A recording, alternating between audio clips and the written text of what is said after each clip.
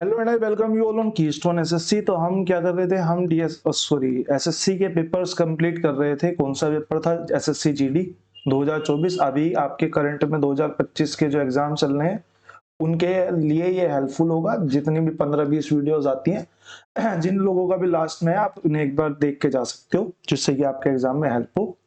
और जैसे ही 2025 की आपकी आंसर की आ जाएगी, वैसे ही हम उन पेपर्स को भी लगाना स्टार्ट कर देंगे। उसके बाद हम DP constable, Delhi police constable जो होता है हमारा, उसका एग्जाम क्योंकि लास्ट में उसे करेंगे। हेड कांस्टेबल एक सेकंड दीजिए।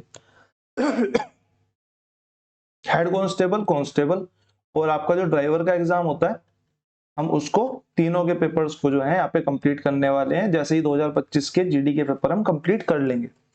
अभी ये जो पेपर हुआ था, ये आपका हुआ था 28/2/2024, यानी कि नियरली एक साल हो चुका है, क्योंकि अभी दूसरा ही महीना चल रहा है, अभी 28 तारीख नहीं आई है, तो एक साल पहले का ही पेपर है। मैथ के सेक्शन हम सोल्व कर रहे थे, तो मैथ के सेक्शन में पहला क्वेश्चन जो हमारा है वो हमारा है, यदि मनीष किसी काम का 3/5 भाग 48 दिन में पूरा करता है, तो मनीष उसी काम का 1/5 भाग कितने दिन में पूरा करेगा। आप मेरे को बताओ, अगर वो 3/5 भाग 48 दिन में पूरा कर रहा है, तो मैं यहाँ से सीधा सीधा ये कह सकता हूं कि पूरा एक काम कितने दिन में खत्म करेगा, 1 वर्क। ये 48 क्रॉस मल्टीप्लाई हो जाएगी, यहां से ये नीचे चला जाएगा, ये ऊपर चला जाएगा। 5/3, 3 से काटेंगे, 3 एकम 3, 3 छीं 18, 16 पंजे 80 दिन में ये पूरा काम कंप्लीट कर लेगा। अब मेरे से क्या क्वेश्चन कह रहा है कि 1/5 काम खत्म करवाना है। 1/5 काम खत्म करवाना, तो 1/5 काम कितने दिन में खत्म करेगा? 80 दिन में पूरा कर रहा है, तो 1/5 काम कितने दिन में खत्म करेगा? 5 एकम 5 और 5 छीं 30, यानी कि 16 days is equal to 16 days our right answer. ठीक है, इसको यहां से भी कर सकते थे हम, कि जैसे सिर्फ 3 को नीचे ले जाते, जैसे कि मैं बोलूं 3/5 का 48 दिन में खत्म हो रहा है, तो मेरे को 1/5 ही तो निकालना है, तो मैं सिर्फ 3 को नीचे ले जाता हूँ। तो 1/5 काम 48/3, यानी कि 16 दिन में काम यहाँ पे भी खत्म हो सकता था। वो डिपेंड करता है कि आपका एग्जाम में किस तरीके से दिमाग चलता है। क्वेश्चन नंबर 1 के बाद क्वेश्चन नंबर 2 पे चलते हैं। क्वेश्चन नंबर 2 क्या रहा है हमारा, एक वृत्त की त्रिज्या में 35% की वृद्धि की जाती है, इसके क्षेत्रफल में कितनी वृद्धि होगी। हमें पता है वृत्त का जो क्षेत्रफल होता है वो पाई आर स्क्वायर होता है, यानी कि वहां पे आर 2 बार काउंट होता है, यानी कि परसेंटेज जो है वो 2 बार काउंट होगी। अगर 2 बार काउंट होगी तो मैं बोलूंगा वृद्धि है, तो एक्स प्लस वाई वाला फॉर्मूला लगेगा प्लस के साथ, एक्स इंटू वाई अपॉन में 100। ठीक बात है, मैंने डाला 35, 35 यहां से तो मेरे को 70% मिल गया, प्लस में 35 इंटू 35 कितना होता है? 1225। 1225 और यहाँ पे नीचे 100 है, तो यहाँ पे 2 अंकों के बाद पॉइंट लग जाएगा, यानी कि 70 प्लस में 12.25%, ये हमारा टोटल वृद्धि हो जाएगी, यानी कि 82.25% हमारा राइट आंसर हो जाएगा, ऑप्शन नंबर 3। जिसने भी चैनल को सब्सक्राइब नहीं किया है, फर्दर नोटिफिकेशन के लिए आप चैनल को सब्सक्राइब करके रख सकते हो, जिससे कि आपकी दिल्ली पुलिस वगैरह के जब पेपर आएंगे वो हम करेंगे, या जीडी के ये वाले पेपर अगर आपको सोल्यूशन चाहिए जो चल रहे हैं करंट के, तो वो आपको सबसे जल्दी इसी चैनल पे मिलेंगे, इससे जल्दी कहीं और मिलने वाले हैं नहीं। ठीक है, क्वेश्चन नंबर 3 के बाद, क्योंकि जब पेपर कंप्लीट हो जाता है ना, ऐसा देखो, जब पेपर कंप्लीट हो जाता है तो बच्चे कोर्स तो खरीदेंगे नहीं, तो कोर्स वाले जो टीचर्स हैं वो आपका पेपर इसको सोल्व कराएंगे नहीं, वो मुश्किल से चुट्टे पुट्टे 10-15 क्वेश्चन सोल्व करा देंगे, बाकी वो नहीं कराएंगे प्रॉपर पूरा पेपर से। वो पेपर सोल्व कराएंगे अगले एग्जाम से पहले। ठीक है, तो आपको अगर सॉल्यूशन चाहिए तो आप चैनल को सब्सक्राइब करके रख सकते हो, बाकी आप लोगों की इच्छा है। ठीक है, क्वेश्चन नंबर 3 हमारा बोर्ड मास का बहुत सिंपल क्वेश्चन है, तो इसको हम होमवर्क में रख लेते हैं। ये आप लोग होमवर्क में करो, आंसर यहाँ पे मार्क है, तो आप आराम से इसको घर बैठ के सोल्व कर सकते हो। क्वेश्चन नंबर 4 जो है, क्वेश्चन नंबर 4 हमारा क्या कह रहा है, 12, 46, 11, 43 में से कौन सी संख्या जोड़ी जानी चाहिए कि परिणामी संख्या अनुपात में आ जाए। परिणामी संख्या अनुपात में आ जाए किससे, कि 12 और 46 का जो अनुपात है वो 11 और 43 के अनुपात के बराबर हो जाए, यानी कि हम संख्या को ऐसे करके लिख सके, 12 प्लस एक्स का जो रेशो 46 प्लस एक्स के साथ है वही समानुपात है किसके साथ, 11 प्लस एक्स और रेशो में 43 प्लस एक्स का रेशो। ठीक है, हमें ये चाहिए, हमें यहाँ पे सिर्फ एक एक्स की वैल्यू ऐसे डाल दी जिससे कि समानुपात में हो जाए। मैंने बोला इस क्वेश्चन को सबसे बेहतर तरीका करने का क्या है, इस क्वेश्चन को सबसे बेहतर तरीका है ऑप्शन उठा के करने का। जैसे कि अगर मैं देखूं, अगर मैं 5 को अगर इसको इग्नोर कर दूं और पहला ही ऑप्शन उठा के देखूं तो ये 17 हो जाता है 5 प्लस करने पे, और ये 5 प्लस करने पे 51 हो जाता है। इनका रेशियो कितना हो जाता है, 1 और 3 का। मैं इसमें 5 प्लस करता हूं तो ये 16 हो जाता है, और इसमें 5 प्लस करता हूं तो ये 48 हो जाता है। इनका रेशियो भी 1 और 3 का हो जाता है, तो ये रेशियोज बराबर हो गए। तो ये हमारा यहाँ पे राइट आंसर कितना हो गया, राइट आंसर हो गया 1। अगर जस्ट सपोज पहला ऑप्शन 5 ना होता, पहला ऑप्शन 4 होता, तो कैसे गलत आता मैं आपको ये बता देता हूँ। जैसे कि हम 12 में 4 जोड़ेंगे तो 16 आएगा, और 43 में 4 जोड़ेंगे तो 50 आएगा। तो इनका रेशियो कितना बनेगा, 8:25। इसी तरीके से अगले वाला जो जोड़ा है 11 और 43 वाला, इसमें 4 4 जोड़ेंगे तो ये हो जाएगा 15, और ये हो जाएगा जी 4 जोड़ के 48। 48 कटेगा, हाँ कटेगा। 3 पंजे 15, 3 एकम 3, 3 छीक 18, ये हो जाएगा 5:16। ये 5:16 है, ये 8:25 है, तो ये आपस में समानुपात नहीं हुए, तो ये हमारा जो है ऑप्शन जो है वो रॉन्ग हो जाएगा। इसी तरीके से चेक करते चलेंगे, आराम से इजीली क्वेश्चन हो जाता है। क्वेश्चन नंबर 5 के बाद क्वेश्चन नंबर 6 पे आते हैं। किसी वस्तु का क्रय मूल्य का 40% उसके विक्रय मूल्य के 30% के बराबर है, वस्तु का लाभ बताओ। जैसे स्टेटमेंट में लिखा है वैसे लिख लेते हैं कि सीपी का 40% इक्वल है किसके, एसपी के 30% के। मैंने बोला परसेंट से परसेंट कैंसिल आउट हो जाएगी, तो मैं ये बोल सकता हूं कि सीपी 10 से 10 काट देते हैं। सीपी अगर 3 है तो एसपी जो है वो 4 हो जाएगा।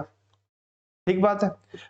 लाभ पूछा हुआ है, मैंने बोला 3 की चीज थी, 4 में बेच दी, 1 का लाभ हुआ, कितने पे हुआ, सीपी पे हुआ। सीपी कितना है, 3 है। परसेंट निकालने के लिए ऊपर 100 से मल्टीप्लाई, 3 से कट करेंगे तो ये कितना आ जाएगा, 3 से कट करने पे ये आ जाएगा जी हमारा 33.33%, या फिर 33 सही 1/3, जो भी आपके ऑप्शन में हो आप उसको रख सकते हैं। ऑप्शन नंबर 4 हमारा यहाँ पे करेक्ट हो जाता है। क्वेश्चन नंबर 5 के बाद क्वेश्चन नंबर 6 पे आते हैं। क्वेश्चन नंबर 6 लगता बोर्ड मार्क्स का क्वेश्चन है, पर बोर्ड मार्क्स का नहीं है, इसमें अलजेब्रा के एक फॉर्मूले का यूज होगा। जैसे कि आप यहाँ देख पा रहे हैं, यहाँ पे 6.5 2 बार है, यहाँ 2.5 2 बार है। तो एक हमारा फॉर्मूला है a square minus B square, इसकी वैल्यू जो होती है वो होती है a प्लस बी मल्टीप्लाई में a माइनस बी। अगर आप वैसे जाएंगे तो वैसे भी निकाल सकते हो, और इस फॉर्मूले से भी निकाल सकते हो। अगर मैं यहाँ पे a प्लस बी डालूं तो 6 और 2 8 और 1 9 हो जाएगा, और a माइनस बी डालूं तो यहाँ पे 4 हो जाएगा, यानी कि 36 हमारे यहाँ पे दिमाग के अंदर ही कैलकुलेट करके आंसर आ जाएगा। ठीक है, ये बेसिक फॉर्मूला है अलजेब्रा का। 3 बेसिक फॉर्मूलाज होते हैं अलजेब्रा के, आपको लिखवा देता हूँ। a प्लस बी का होल स्क्वायर, जिसे हमारे मोदी जी भी कहते हैं, a square plus B square plus में 2ab, a माइनस में b का whole square is equal to a square plus B square minus में 2ab। ठीक है, और एक थर्ड वाला ये हो गया। ये 3 सबसे बेसिक फॉर्मूला है, शायद 9th क्लास में इंट्रोड्यूस हो जाते हैं, 10th में तो शायद 2-4 फॉर्मूला भी हैं। क्वेश्चन नंबर 6 के बाद जी आते हैं क्वेश्चन नंबर 7 पे। क्वेश्चन नंबर 7 हमारा कह रहा है किसी धनराशि पर पहले वर्ष का चक्रवृद्धि ब्याज 600 रुपए है, दूसरे वर्ष 660 है। ये क्वेश्चन हमने पिछली क्लास में करा था, और ये उस क्वेश्चन का रिवर्स ही है। वहां पे आपसे पूछा था दूसरे साल में जो चक्रवृद्धि ब्याज है वो कितना होगा। इसमें दे दिया है, इसमें रेट ऑफ परसेंट पूछा है। मैंने बोला पहले साल में जो एसआई होता है वो सेम होता है, भाई 600 है। अगर एसआई ही होता तो 600 रुपए ही मिलते, लेकिन इसे कितने मिले हैं, इसको तो 60 रुपए एक्स्ट्रा मिले हैं। अब ये 60 रुपए एक्स्ट्रा किस वजह से मिले हैं कि पहले पे जो सिंपल इंटरेस्ट था वो प्रिंसिपल में ऐड होके, प्रिंसिपल पे ऐड होके अमाउंट बन गया होगा। सेकंड साल का जो अमाउंट होगा, जो प्रिंसिपल होगा, सेकंड साल का जो प्रिंसिपल होगा वो फर्स्ट साल का प्रिंसिपल प्लस में फर्स्ट साल का इंटरेस्ट होगा। ठीक है, तो यानी कि ये जो 60 रुपए हैं ये 600 पे मिले, तो मेरे को बस ये निकालना है ये 60 600 का कितना प्रतिशत है। कटवट कर देंगे तो हमारा 10% यहाँ पे राइट आंसर आ जाएगा। आई होप आप लोगों ने पिछली क्लास देखी हो, तो आपको वहां से इस क्वेश्चन का रेफरेंस समझ में आ जाएगा।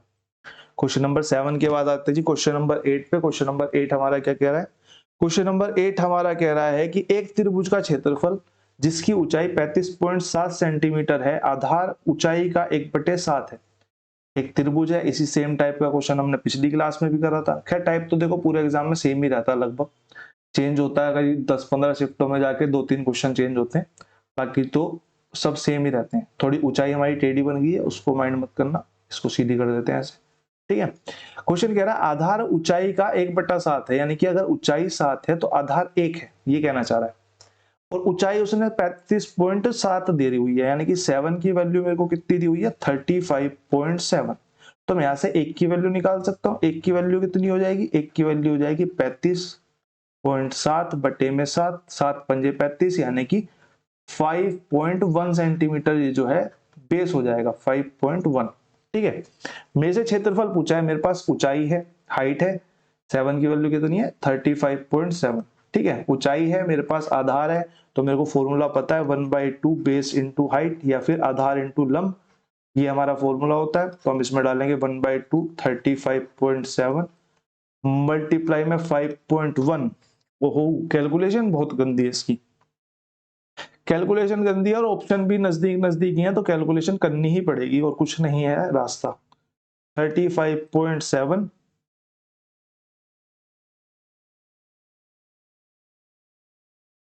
नहीं है रास्ता, तो कुछ नहीं है क्योंकि इकाई का अंक भी अलग है। 5.1 और यहाँ पे हो जाएगा जी 7, यहाँ पे हो जाएगा जी 5, यहाँ पे हो जाएगा जी 3, 5 सत्ते 35, 3 पचम 25 और 3 28, 2 पंतिया 15 और 2 17, यानी कि हो जाएगा 7, 10 की 0 1 हासिल, 8 और 1 9 और 3 12 का 2 1 हासिल, 8 और 1 18207 डिवाइडेड बाई 2, 2 से काटेंगे तो 2 निम 18, 2 एकम 2 और फिर चली जाएगी पॉइंट पे, फिर हो जाएगा 0, फिर हो जाएगा 2 तिया 6 और 2 पंजे 10, यानी कि 91.037 हमारा राइट आंसर हो जाएगा ऑप्शन नंबर 4। ऑप्शन नंबर 4 हमारा राइट आंसर हो जाएगा। इसी के साथ हम चलते हैं क्वेश्चन नंबर 9 पे। क्वेश्चन नंबर 9 आप लोग एक बार पढ़ लीजिए। पीएचडी का क्वेश्चन है, टाइम स्पीड एंड डिस्टेंस का।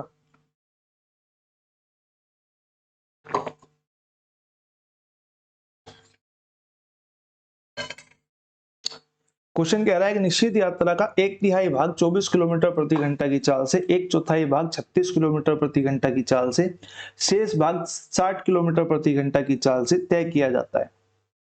पूरी यात्रा की औसत चाल बताओ। एवरेज स्पीड की अगर मैं बात करूं तो एवरेज स्पीड हमारा होता है टोटल डिस्टेंस अपॉन में टोटल टाइम।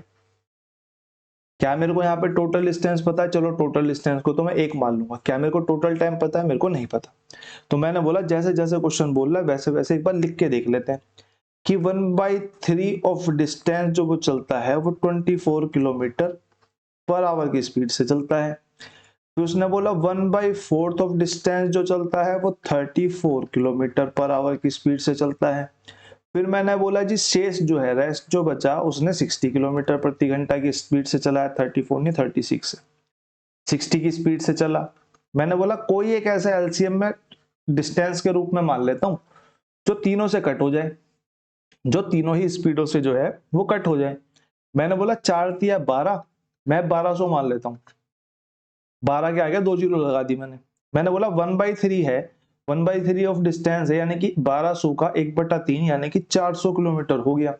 400 किलोमीटर का मतलब हो गया 4 6 24 और 4 ढाई यानी कि 100/6 यानी कि 50/3 जो है, इसको यहाँ पे टाइम लग गया। टाइम कैसे निकाला मैंने बोला डिस्टेंस अपॉन में स्पीड रख दो।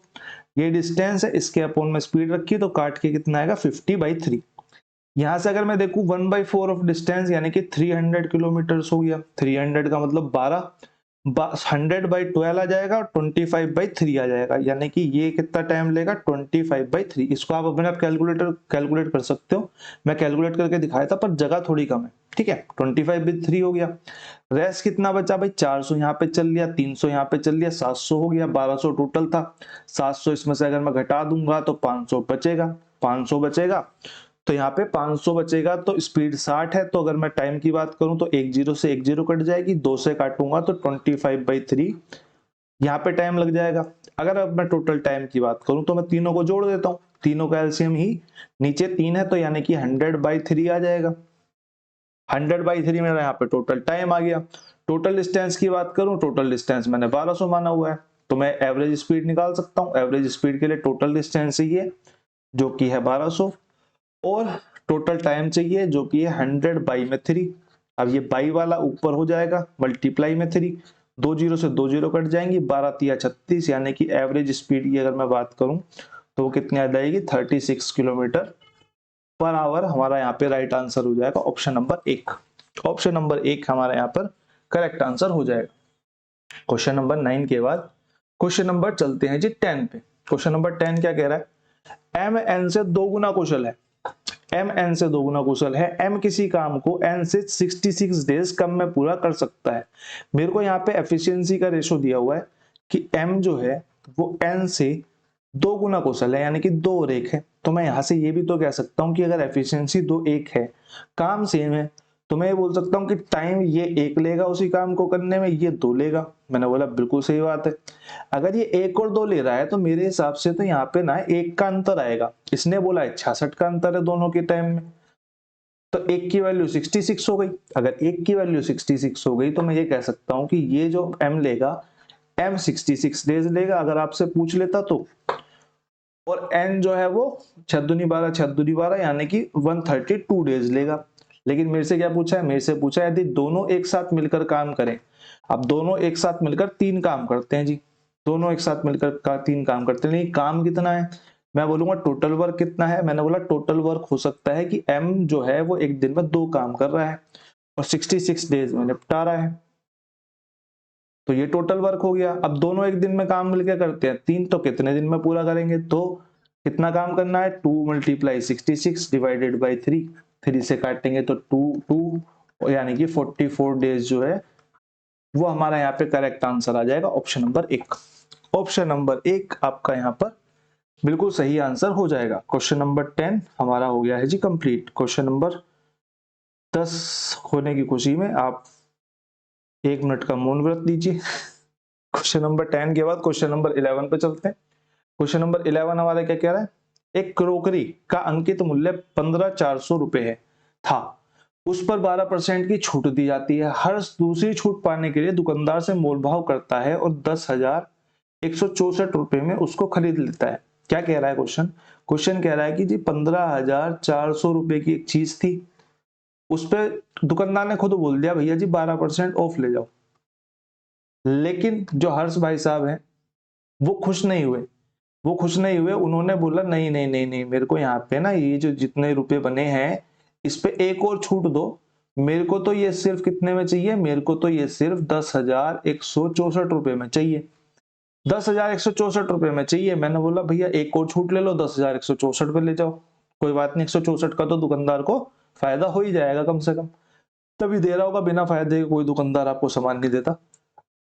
वो कहते हैं ना एंड की सेल है ले जाओ, और उनका पहले ही निकल चुका होता ना। मैंने बोला 15,400 को अगर मैं 12% की छूट पर बेचता, यानी कि 88% पर बेचता, 88% पर बेचता, 88% पर बेचता तो मैं कितने का बेचता, इसको मैं इससे काट देता हूं, इसको मैं इससे काट देता हूं, कैलकुलेशन थोड़ी गड़बड़ ही हो जाएगी। तो ये हो जाएगा जी 154 को 4 से मल्टीप्लाई कर लेते हैं, ये हो जाएगा 2 3 1 3 2 1 1 2 3 2 मल्टीप्लाई में 11, 11 से मल्टीप्लाई करना हमारा इजी होता है, इसलिए मैंने इसको ऐसे कर दिया है 1 3, ये हो जाएगा 13552।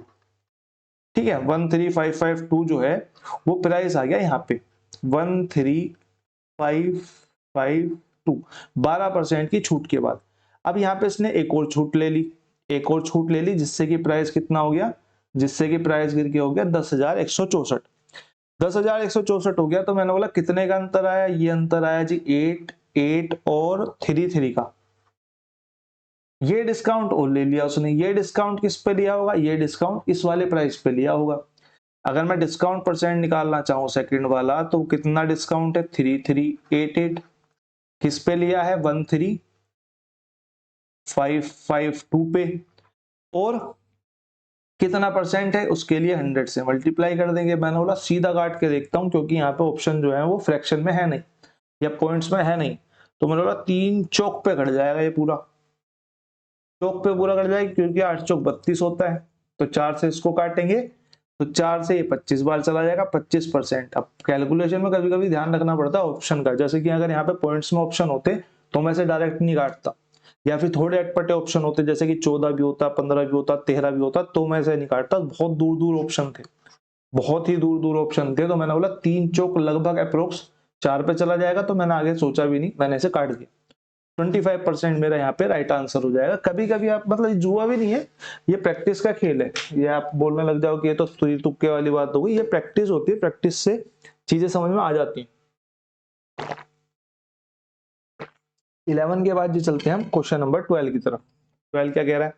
12 हमारा सिंपल सा क्वेश्चन है कि हमको दिया हुआ है 5m plus N 5m minus N का रेशो जो समानुपात है 5/2।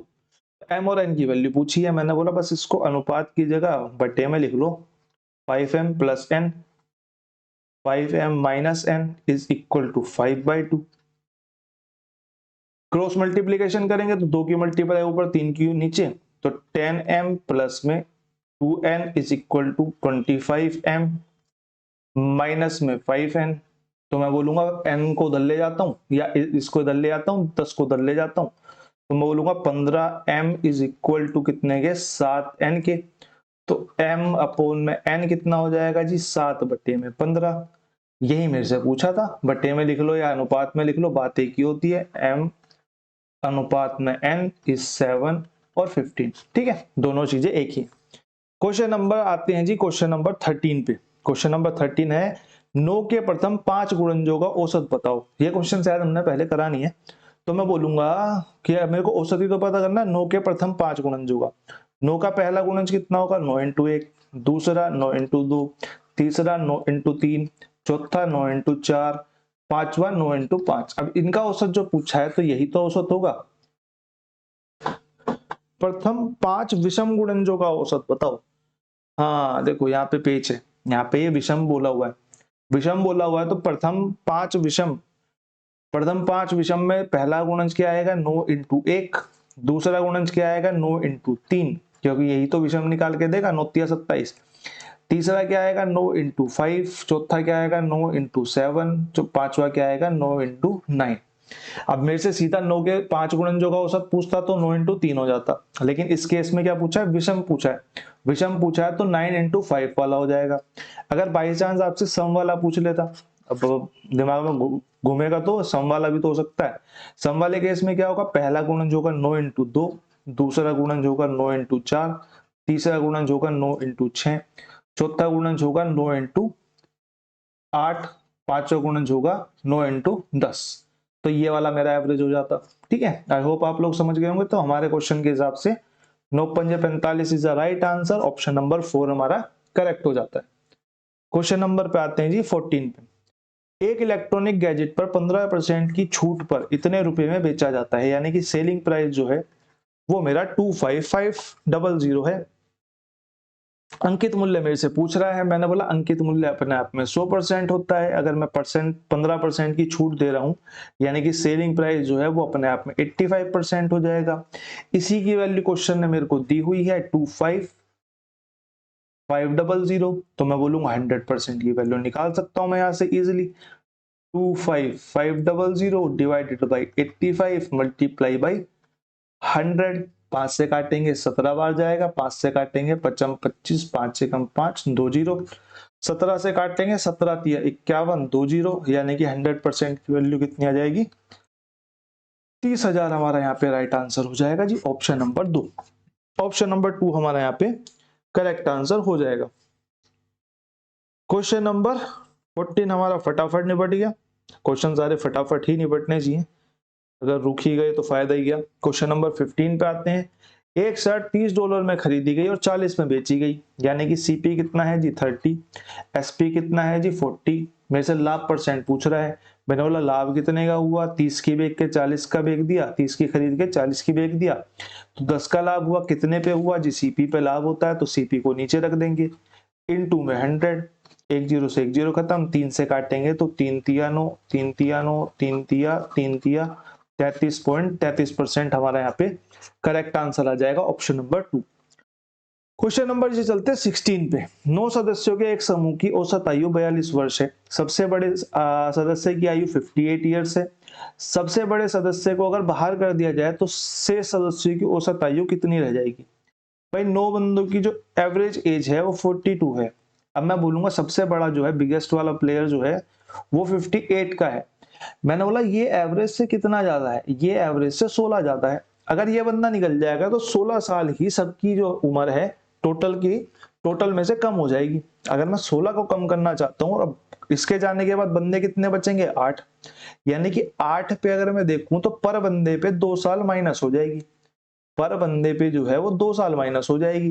पहले कितनी थी 42, 2 साल माइनस हो जाएगी तो न्यू एवरेज कितना बन जाएगा, न्यू एवरेज 40 इयर्स बन जाएगा।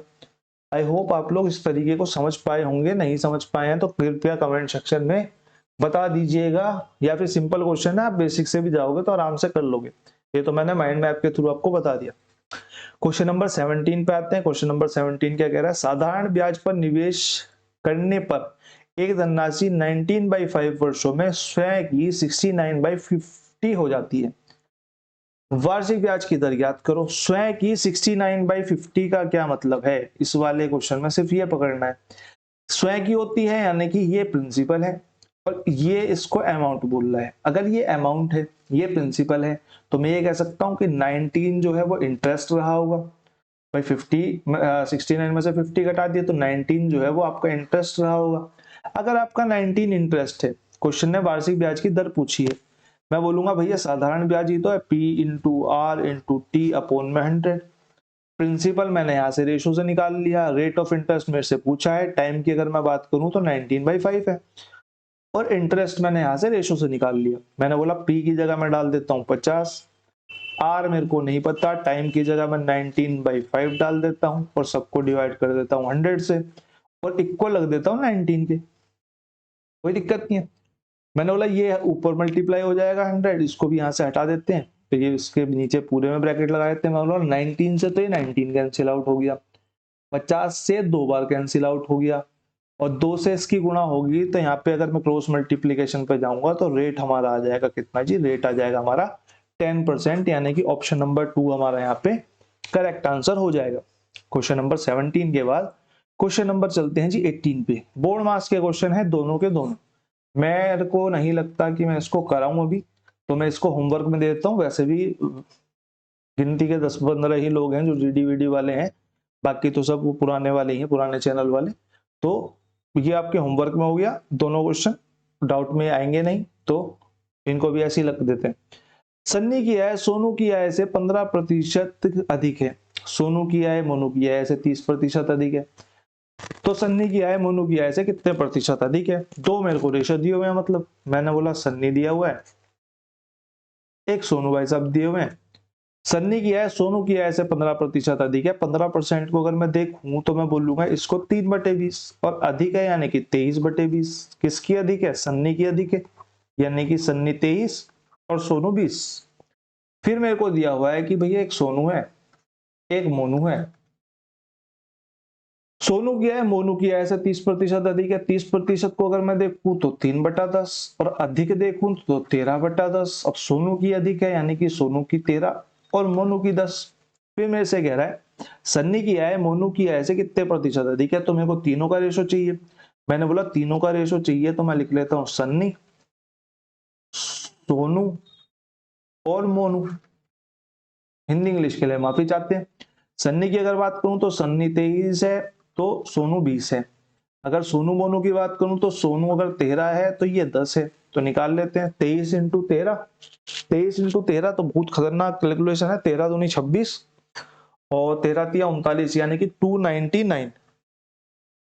और यहां से सोनू हो जाएगा इस, पहले इसकी मल्टीप्लाई इससे, फिर इसकी मल्टीप्लाई इससे, फिर इसकी मल्टीप्लाई इससे। 13 दूनी 26 यानी कि 260 और ये हो जाएगा जी सोनू 200। मेरे से क्या पूछ रहा है, सन्नी की आय मोनू की आय से कितने प्रतिशत अधिक है। सन्नी की आय मोनू की आय से 69 अधिक है, 69 अधिक है। सन्नी की आय मोनू की आय से 99 अधिक है, 99 69 नहीं 99 अधिक है।